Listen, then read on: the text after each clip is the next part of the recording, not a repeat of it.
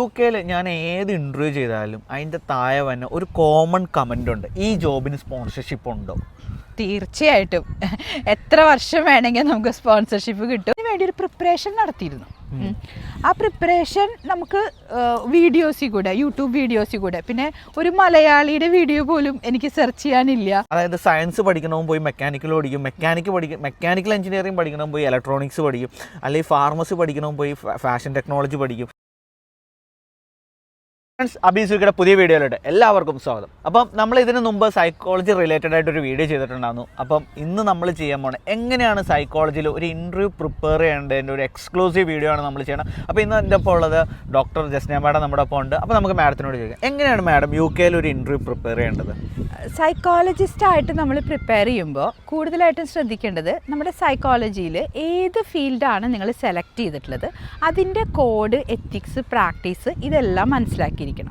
പിന്നെ നമുക്ക് എപ്പോഴും ക്വസ്റ്റ്യൻസ് വരുന്നത് പ്രാക്ടിക്കൽ ഓറിയൻറ്റഡ് ആയിട്ടുള്ള അല്ലെങ്കിൽ എവിഡൻസ് ബേസ്ഡ് ആയിട്ടുള്ള കാര്യങ്ങളെക്കുറിച്ചുള്ള ക്വസ്റ്റ്യൻസ് ആയിരിക്കും വരുന്നത്. അപ്പോൾ എപ്പോഴും നമ്മളൊരു സ്റ്റോറി പോലെ അത് പറഞ്ഞ് കൊടുക്കണം. അതുപോലെ തന്നെ ഒരുപാട് കീവേഡ്സ് ഉണ്ട്. ഇപ്പോൾ നമ്മളൊരു കൗൺസിലിന് വേണ്ടിയിട്ടാണ്, ഒരു ഗവൺമെൻറ് ജോലിക്കാണ് അപ്ലൈ ചെയ്യുന്നതെങ്കിൽ അവരുടേതായിട്ടുള്ള വാല്യൂസ്, അവരുടെ മിഷൻ, അവരുടെ വിഷൻ, അതുപോലെ അതുമായി റിലേറ്റഡ് ആയിട്ടുള്ള കീവേഡ്സുകൾ നമ്മൾ പഠിച്ചിരിക്കണം. അപ്പോൾ പർപ്പസ്ഫുള്ളി നമ്മൾ ഇൻ്റർവ്യൂ ചെയ്യുമ്പോൾ അവർ ഏത് ക്വസ്റ്റ്യൻ ചോദിച്ചാലും ഈ കീവേഡുമായി ബന്ധപ്പെട്ട രീതിയിലുള്ള ആൻസർ അവിടെ പറയാനായിട്ട് ശ്രമിക്കണം. അപ്പോൾ അത് നമുക്ക് കുറച്ച് ബുദ്ധിമുട്ടാണ്. അപ്പോൾ നമ്മൾ പ്രാക്ടീസ് ചെയ്യണം.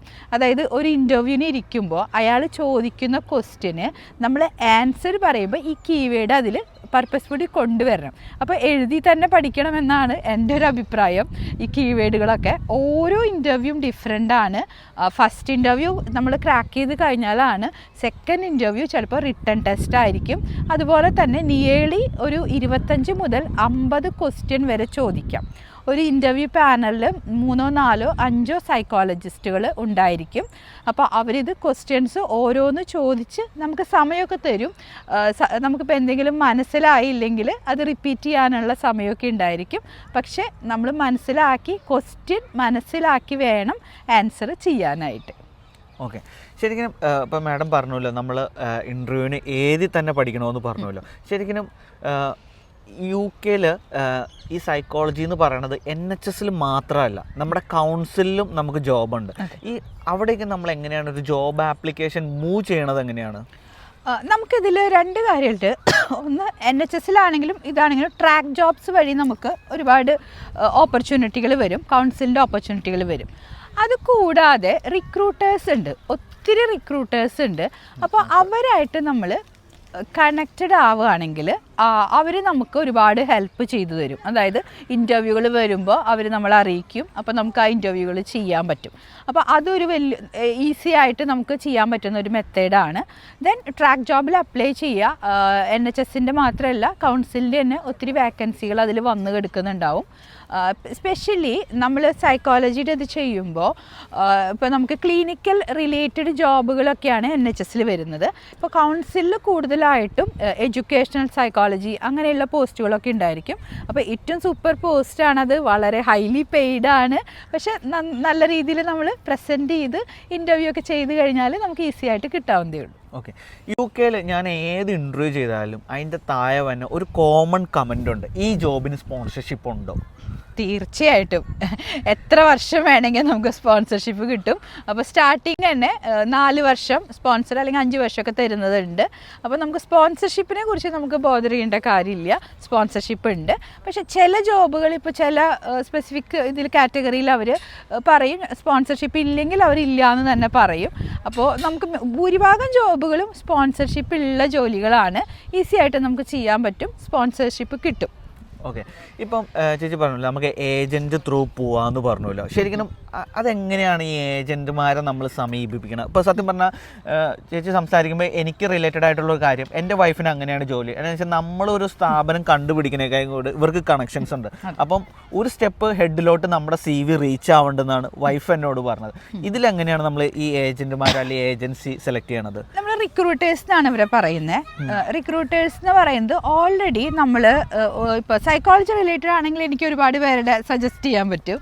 അപ്പോൾ അവരെ നമ്മൾ കണ്ടുപിടിക്കാൻ വെച്ചാൽ നമ്മളിപ്പോൾ ഞാൻ കൂടുതലും ലിങ്ക്ഡിനാണ് യൂസ് ചെയ്തത്. ലിങ്ക്ഡിനിൽ നമ്മൾ നല്ലൊരു പ്രൊഫൈലും ഒരു പ്രീമിയം ആക്കി വെക്കുക. നമുക്കൊരു വിതിൻ ഒരു 24 hours നിങ്ങളെ കണക്ട് ചെയ്തിരിക്കും അവർ. അപ്പോൾ ലിങ്ക്ഡിനാണ് എനിക്ക് ഏറ്റവും കൂടുതൽ സക്സസ്ഫുൾ ആയിട്ട് തോന്നിയത്. ജസ്റ്റ് ലിങ്ക്ഡിൻ പ്രൊഫൈൽ നല്ല രീതിയിൽ നമ്മുടെ CV അപ്ഡേറ്റ് ചെയ്യുക. അതുപോലെ നമ്മൾ വേണ്ട HCPC ഉണ്ടോ, 3 ക്വസ്റ്റ്യൻ അവർ ചോദിക്കും. നിങ്ങൾക്ക് HCPC ഉണ്ടോ, നിങ്ങൾ വർക്കിംഗ് ആയിട്ട് എങ്ങനെയാണ്, UK എക്സ്പീരിയൻസ് എന്തെങ്കിലും ഉണ്ടോ, അതുപോലെ തന്നെ നിങ്ങൾ ക്വാളിഫൈഡ് ആണോ, ഇത്രയും 3 ക്വസ്റ്റ്യൻ ചോദിച്ചു കഴിഞ്ഞാൽ നെക്സ്റ്റ് മൊമെൻറ്റിൽ അവർ ഇൻ്റർവ്യൂസ് എടുത്ത് തരാനും അതുപോലെ തന്നെ നമുക്ക് ഏത് ഇതിലേക്കാണ് ആവശ്യം ഉള്ളത് എന്ന് വെച്ചാൽ അവർക്ക് ഈസി ആയിട്ട് ഇത് ചെയ്ത് തരാൻ പറ്റും. ഓക്കെ, നമുക്ക് ഇതിന് ഒരു പേയ്മെൻറ്റോ കാര്യങ്ങളോ കൊടുക്കേണ്ടതുണ്ടോ? ഒന്നുമില്ല, ഒരു പേയ്മെൻറ്റും ഇല്ല. ആകെ കൂടി നമ്മൾ അവരുടെ അടുത്ത് പ്രോപ്പറായിട്ട് കമ്മ്യൂണിക്കേറ്റ് ചെയ്യുക, ഫ്രണ്ട്ലി ആയിട്ട് സംസാരിക്കുക, നമ്മളെ പ്രസൻറ്റ് ചെയ്യുക, നമ്മളെ സെല്ല് ചെയ്യുക എന്ന് പറയില്ലേ നമ്മൾ, ആ പോയിൻ്റാണ് അവിടെ നടക്കുന്നത്. അപ്പോൾ റിക്രൂട്ടർക്ക് നമ്മളെ സെല്ല് ചെയ്യാൻ നമ്മൾ ബെസ്റ്റായിട്ട് സെല്ല് ചെയ്താൽ ഇൻ്റർവ്യൂവിൽ അവർ നമ്മളെ അവിടെ പ്രസൻറ്റ് ചെയ്യും. ഇതാണ് എൻ്റെ കാൻഡിഡേറ്റ് എന്ന് പറഞ്ഞിട്ട് അവരുടെ ഒരു റോളാണത്. അപ്പോൾ അവരവിടെ പ്രസൻറ്റ് ചെയ്യും. അപ്പോൾ നമ്മുടെ നല്ലൊരു CV, സൂപ്പറായിട്ടുള്ളൊരു CV, നമ്മൾ പിന്നെ റിപ്പോർട്ട് റൈറ്റിംഗ് സ്റ്റൈലൊക്കെ ഉണ്ട്. അപ്പോൾ അതൊക്കെ നമ്മളൊന്ന് പ്രാക്ടീസ് ചെയ്ത് വെക്കണം. സൈക്കോളജിയിലുള്ളൊരു ഇമ്പോർട്ടൻസ് എന്ന് പറഞ്ഞാൽ മെഡിക്കൽ ഡോക്ടേഴ്സിനെക്കാട്ടിലും റെലവൻ്റ് ആയിട്ടുള്ളൊരു പോസ്റ്റാണ് സൈക്കോളജിസ്റ്റ് UK. അപ്പോൾ അതുകൊണ്ട് തന്നെ നമ്മൾ ഈ ഒരു ജോലി കിട്ടുന്നതിന് മുമ്പ് ഒരു 6 മാസമെങ്കിലും ഒന്ന് പ്രാക്ടീസ് ചെയ്യുക. അതായത് സൈക്കോളജിസ്റ്റിൻ്റെ കീഴിൽ തന്നെ നമുക്ക് പ്രാക്ടീസ് ചെയ്യാൻ ചിലപ്പോൾ കിട്ടിയെന്ന് വരില്ല. പക്ഷെ ഞാൻ ചെയ്തത്, ഞാൻ റിട്ടൺ ആയിട്ട് എല്ലാ കാര്യങ്ങളും എഴുതി അതുപോലെ ഇതിനു വേണ്ടി ഒരു പ്രിപ്പറേഷൻ നടത്തിയിരുന്നു. ആ പ്രിപ്പറേഷൻ നമുക്ക് വീഡിയോസിൽ കൂടെ, യൂട്യൂബ് വീഡിയോസിൽ കൂടെ, പിന്നെ ഒരു മലയാളിയുടെ വീഡിയോ പോലും എനിക്ക് സെർച്ച് ചെയ്യാനില്ല. ഒരു HCPC കിട്ടിയിട്ട് നാട്ടിൽ നിന്ന് വന്നൊരു മലയാളി നമുക്ക് ഉണ്ടായിരുന്നില്ല, ഒരു റെഫറൻസ് ഉണ്ടായിരുന്നില്ല. അപ്പോൾ അങ്ങനെയൊക്കെയുള്ള ഒരുപാട് ശൂന്യതയെന്നാണ് ഞാനിതൊക്കെ കണ്ടുപിടിച്ചിട്ടുള്ളത്. അപ്പോൾ അതുകൊണ്ട് എനിക്ക് ഇപ്പോൾ ഒരു കൺസൾട്ടേഷൻ കൊടുക്കാനായിട്ട് പ്രോപ്പറായിട്ട് പറ്റുന്നുണ്ട്. ആർക്ക് വേണമെങ്കിലും അങ്ങനെ കൺസൾട്ട് കൊടുത്ത് അവർക്ക് ഇന്ന ട്രെയിനിങ് അവിടെ വേണമെന്ന് പറഞ്ഞ് കൊടുക്കാൻ പറ്റും. പിന്നെ മാഡത്തിന് സത്യം പറഞ്ഞാൽ നാട്ടിൽ ഒരു 400ഓളം സ്റ്റുഡൻസ് പഠിക്കുന്ന ഒരു അക്കാഡമി തന്നെയുണ്ട് സൈക്കോളജി റിലേറ്റഡ് ആയിട്ട്. അതിനെപ്പറ്റി 2 വാക്ക് പറയാമോ? എനിക്ക് നാട്ടിൽ പ്രത്യാശ കോളേജ് ഓഫ് മൈൻഡ് മാനേജ്മെൻ്റ് ആണ് എൻ്റെ സ്ഥാപനം. അവിടെ വർക്ക് ചെയ്യുന്നുണ്ട്. പ്രത്യാശ കൗൺസിലിംഗ് സെൻറ്റർ ഉണ്ട്. ഒരു 17 വർഷമായിട്ട് കേരളത്തിൽ വളരെ നന്നായിട്ട് വർക്ക് ചെയ്യുന്ന സ്ഥാപനമാണ്. അപ്പോൾ അവിടെ നമുക്കുള്ള ഗുണം എന്ന് വെച്ച് കഴിഞ്ഞാൽ, നിങ്ങൾ സൈക്കോളജി പഠിച്ചൊരു സ്റ്റുഡൻ്റ് ആണെങ്കിൽ ഇൻറ്റേൺഷിപ്പ് കമ്പൽസറി ആയിട്ട് ചെയ്യണം. ഇപ്പോൾ പ്രത്യാശ കൊടുക്കുന്നത് ഇൻറ്റേൺഷിപ്പാണ്. നമ്മുടെ ഇപ്പോൾ ഒരുപാട് യൂണിവേഴ്സിറ്റികളിൽ നിന്ന് സ്റ്റുഡൻസ് വന്ന് ഇൻറ്റേൺഷിപ്പുകൾ ചെയ്യുന്നുണ്ട്. അത് അവർക്ക് ഗുണം ചെയ്യും. ഒപ്പം തന്നെ UK വാക്കൻസികളൊക്കെ വരുമ്പോൾ ഞാൻ അവരെ അറിയിക്കും. അവർ ഇൻ്റർവ്യൂകൾ ചെയ്യാറുണ്ട്. അപ്പോൾ ക്വാളിഫൈഡ് ആയവർക്ക് അവർക്ക് ഇഷ്ടമുള്ള പോസ്റ്റുകളൊക്കെ ചെയ്യാൻ പറ്റും. അപ്പോൾ ഗൈഡൻസ് നമ്മുടെ ഭാഗത്തുനിന്ന് നമ്മുടെ നാട്ടിലുള്ള കുട്ടികൾക്ക് വേൾഡ് വൈഡുള്ള സൈക്കോളജി റിലേറ്റഡ് ആയിട്ടുള്ള എന്ത് ഗൈഡൻസും എനിക്ക് കൊടുക്കാൻ സാധിക്കുന്നുണ്ട്. അതുമാത്രമല്ല, ഒരു സന്തോഷമുള്ള കാര്യം, ഞാൻ ബ്രിട്ടീഷ് സൈക്കോളജി സൊസൈറ്റിയുടെ ചാർട്ടേഡ് മെമ്പറാണ്. അപ്പോൾ ചാർട്ടേഡ് സാധാരണ നമ്മൾ ഗ്രാജുവേറ്റ് മെമ്പർ ആവും, പക്ഷെ അതിൻ്റെ ഏറ്റവും സീനിയർ പോസ്റ്റാണ് ചാർട്ടേഡ് മെമ്പർ എന്ന് പറയുന്നത്. അമേരിക്കൻ സൈക്കോളജി അസോസിയേഷൻ്റെ മെമ്പറാണ്. അപ്പോൾ ഒത്തിരി സൈക്കോളജി അസോസിയേഷൻ റിലേറ്റഡ് ആയിട്ടുള്ള കാര്യങ്ങൾക്കും നമുക്ക് ഹെൽപ്പ് ചെയ്യാൻ പറ്റും. ഇൻറ്റേൺഷിപ്പും പ്രാക്ടീസും ഈ കുട്ടികൾക്ക് കൊടുക്കാൻ പറ്റും. അപ്പോൾ ഒരു കേരളത്തിൽ വർക്ക് ചെയ്യുകയാണെങ്കിലും ഇന്ത്യയിൽ വർക്ക് ചെയ്യുകയാണെങ്കിലും, ഇപ്പോൾ ദുബായ് പോലുള്ള സ്ഥലങ്ങളിൽ വർക്ക് ചെയ്യുന്ന കുട്ടികളുണ്ട്. അപ്പോൾ അവർക്കൊക്കെ ആണെങ്കിലും നമുക്ക് നല്ലൊരു സപ്പോർട്ട് കൊടുക്കാനായിട്ട് സാധിക്കും. പിന്നെ എൻ്റെ ഒരു ഫൈനലായിട്ടുള്ളൊരു ക്വസ്റ്റ്യൻ എന്ന് പറഞ്ഞു കഴിഞ്ഞാൽ, നാട്ടിൽ ഏത് കോഴ്സ് കഴിഞ്ഞാൽ, ഇപ്പം ഒരു +2 ബയോളജി സയൻസ് എടുത്തു, അല്ലെങ്കിൽ +2 സയൻസ് ഗ്രൂപ്പ് എടുത്തിട്ട് നമ്മുടെ സ്റ്റുഡൻസിന്, പലപ്പോഴും നമ്മുടെ മലയാളി സ്റ്റുഡൻസിന് ഒരു പ്രശ്നം എന്ന് പറഞ്ഞാൽ പ്രോപ്പർ ഗൈഡൻസ് കിട്ടില്ല. ഇപ്പം അതായത് സയൻസ് പഠിക്കണമെങ്കിൽ പോയി മെക്കാനിക്കൽ എഞ്ചിനീയറിംഗ് പഠിക്കണമെങ്കിൽ പോയി ഇലക്ട്രോണിക്സ് പഠിക്കും, അല്ലെങ്കിൽ ഫാർമസി പഠിക്കണമെങ്കിൽ പോയി ഫാഷൻ ടെക്നോളജി പഠിക്കും. ശരിക്കും ഒരു +2 കഴിഞ്ഞ് അല്ലെങ്കിൽ ഏത് ടൈമിലാണ് ഇവർ ചൂസ് ചെയ്യേണ്ട ഒരു സൈക്കോളജി? ഓക്കെ, നമ്മുടെ നാട്ടിൽ ഇപ്പോൾ +2 തൊട്ട് സൈക്കോളജി ഉണ്ട്. +2 ഓപ്ഷനായിട്ട് വരുന്നുണ്ട്. അപ്പോൾ ഒരു 10th കഴിയുമ്പോൾ തന്നെ ഒരു ആപ്റ്റിറ്റ്യൂഡ് ടെസ്റ്റൊക്കെ നടത്തി കഴിഞ്ഞാൽ നമുക്ക് സൈക്കോളജി റിലേറ്റഡ് ആയിട്ടുള്ള ജോലീസ് ചെയ്യാൻ പറ്റുന്ന, അല്ലെങ്കിൽ അതാണ് നമ്മുടെ വന്നിട്ടുള്ള ആപ്റ്റിറ്റ്യൂഡിൽ ഉണ്ടെങ്കിൽ നമുക്ക് തീർച്ചയായിട്ടും +2 ഹ്യൂമാനിറ്റീസിൽ സൈക്കോളജി ഓപ്ഷൻ തുടങ്ങാം. അത് കഴിഞ്ഞാൽ BSc ഡിഗ്രി BA BSc വരുന്നുണ്ട്, MA അല്ലെങ്കിൽ MSc സൈക്കോളജി പഠിക്കാം. അത് കഴിഞ്ഞാൽ ഇപ്പോൾ നമുക്ക് കേരളത്തിലെ സിസ്റ്റം, എഡ്യൂക്കേഷൻ സിസ്റ്റം കുറച്ചൊരു ഡിഫറെൻ്റ് ആണ്. 4 വർഷമാണ് ഇപ്പോൾ കോഴ്സുകൾ വന്നിട്ടുള്ളത്. അതല്ലെങ്കിൽ നമ്മൾ MPhilഉം PhD ആണ് ചെയ്യുന്നത്. ഇനി എനി ഡിഗ്രി ഉള്ള ആർക്കും സൈക്കോളജി പോസ്റ്റ് ഗ്രാജുവേഷൻ ചെയ്യാം. അതാണ് സൈക്കോളജിയുടെ ഒരു റൂള്. എല്ലാ യൂണിവേഴ്സിറ്റികളും പറയുന്നത് എനി ഡിഗ്രി എന്നാണ്. അപ്പോൾ നിങ്ങളിപ്പോൾ BCom പഠിച്ച ഒരാളാണെങ്കിലും സൈക്കോളജിക്കൽ സ്കില്ലോ കൗൺസിലിംഗ് സ്കില്ലോ ഉണ്ടെങ്കിൽ നിങ്ങൾക്ക് പോസ്റ്റ് ഗ്രാജുവേഷനായിട്ട് MSc കോഴ്സ് ചെയ്യാം. അതിനുശേഷം അതിൻ്റെ ഹയർ കോഴ്സുകളിലേക്കും ഇൻറ്റേൺഷിപ്പും കാര്യങ്ങളൊക്കെ ചെയ്താൽ പ്രാക്ടീസ് ചെയ്യാം. ശരിക്കും ഇന്നിപ്പോൾ നമ്മുടെ ഈ വേൾഡ് മാർക്കറ്റിൽ സൈക്കോളജി എന്ന് പറയുന്നത് എത്രത്തോളം ഡിമാൻഡബിൾ ആയിട്ടുള്ള ഒരു കോഴ്സാണ്? അതിൻ്റെ ഒരു ഡിമാൻഡ് പറയുകയാണെങ്കിൽ, ഞാനൊക്കെ സൈക്കോളജി പഠിക്കുന്ന സമയത്ത് കേരളത്തിലാകെ 21 സീറ്റാണ് BSc ഓൾ കേരള ഉണ്ടായിരുന്നുള്ളൂ. ഇന്ന് ഇപ്പോൾ ഞാൻ തൃശ്ശൂർ ബേസ്ഡ് ആണ്. തൃശ്ശൂർ തന്നെ എനിക്ക് തോന്നുന്നു ഒരു 15-ന് മേലെ കോളേജുകളിൽ സൈക്കോളജി ഉണ്ട്. അതുപോലെ എല്ലാ സ്ഥലത്തും യൂണിവേഴ്സിറ്റികളിലും എല്ലാം കോഴ്സുകൾ നടക്കുന്നുണ്ട്.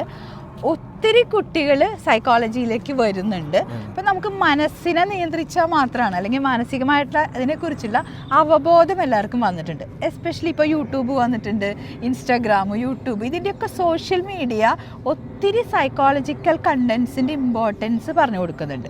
അപ്പോൾ അതുകൊണ്ട് തന്നെ എല്ലാവരും അവെയറാണ് സൈക്കോളജീനെ കുറിച്ച്.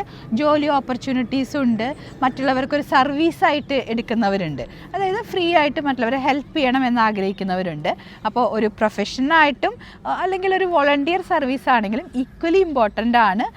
കേരളത്തിലെ മെൻ്റൽ ഹെൽത്ത്, കേരളം മാത്രമല്ല ഇന്ത്യയിലാണെങ്കിലും സൈക്കോളജി രംഗത്തിനും ഒരുപാട് ജോലി ഓപ്പർച്യൂണിറ്റീസും ഒത്തിരി വരുന്നുണ്ട്. ഓക്കെ, അപ്പം സത്യം പറഞ്ഞാൽ മാഡത്തിന് ഒരു യൂട്യൂബ് ചാനലും ഉണ്ട്. അപ്പം നിങ്ങൾക്ക് സൈക്കോളജീനെ പറ്റി ഒത്തിരി കാര്യങ്ങൾ അറിയണമെന്നുണ്ടെങ്കിൽ ആ ചാനലിൻ്റെ ലിങ്ക് ഞാൻ എൻ്റെ ഡിസ്ക്രിപ്ഷനിൽ കൊടുത്തേക്കാം. നിങ്ങൾക്ക് മാഡത്തിൻ്റെ ചാനൽ കയറി ഒന്ന് ജസ്റ്റ് ഒന്ന് ഗോ ത്രൂ ചെയ്യാം. പിന്നെ HCP റിലേറ്റഡ് ആയിട്ട് എന്ത് സംശയമോ അല്ലെങ്കിൽ നിങ്ങൾക്കൊരു ഒരു ആളായിട്ട് 1-to-1 സെക്ഷൻ വേണമെന്നുണ്ടെങ്കിലും കോൺടാക്ട് ചെയ്യാം. അതിൻ്റെ എല്ലാ കാര്യങ്ങളും ഞാൻ എൻ്റെ ഡിസ്ക്രിപ്ഷനിൽ കൊടുത്തേക്കാം. അപ്പോൾ എന്തുണ്ടെങ്കിലും ഇനി നമ്മുടെ കമൻറ്റുകൾ സംസാരിക്കട്ടെ.